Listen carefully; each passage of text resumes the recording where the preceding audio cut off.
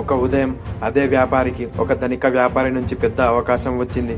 నీ దగ్గర ఉన్న డబ్బంతా నా వ్యాపారంలో పెట్టుబడి పెట్టు, ఒక్క సంవత్సరంలో రెండింతలు చేస్తాను. వ్యాపారి కళ్ళల్లో ఆనందం కనిపించింది. ఇంత పెద్ద లాభం అతను ఎప్పుడూ చూడలేదు. అతను వెంటనే చాణక్యుడి దగ్గరికి వెళ్ళాడు. ఆచార్య, నా డబ్బు రెండింతలు అవుతుంది. చాణక్యుడు ప్రశాంతంగా అడిగాడు. నీ డబ్బు పోతే? వ్యాపారి నవ్వాడు. అది జరగదు. చాణక్యుడు మళ్ళీ అడిగాడు, ఎందుకు? వ్యాపారి దగ్గర సమాధానం లేదు. చాణక్యుడు అతన్ని నది దగ్గరికి తీసుకెళ్లాడు. ఒక చిన్న పడవను చూపిస్తూ ఇలా అన్నాడు, ఈ పడవలో నీ మొత్తం సంపదను పెట్టుకొని నదిలోకి వెళ్తావా? లేదు అన్నాడు వ్యాపారి. ఎందుకు? పడవ మునిగితే అంతా పోతుంది.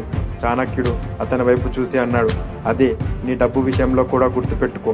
ఎంత పెద్ద లాభం కనిపించినా నీ మొత్తం సంపదను ఒకే చోట పెట్టవద్దు. వ్యాపారి తన నిర్ణయాన్ని మార్చుకున్నాడు.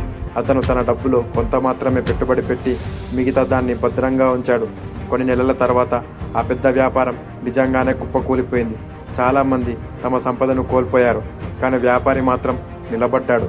చాణక్యుడు చిరునవ్వుతో అన్నాడు, లాభం సంపదను పెంచుతుంది, కానీ ప్రమాదాన్ని నియంత్రించడం సంపదను కాపాడుతుంది. అయితే ఆ రోజు అతనికి మరో విషయం అర్థమైంది. డబ్బు సంపాదించడం కంటే దాన్ని ఎక్కడ పెట్టాలో తెలుసుకోవడం ఇంకా ముఖ్యం.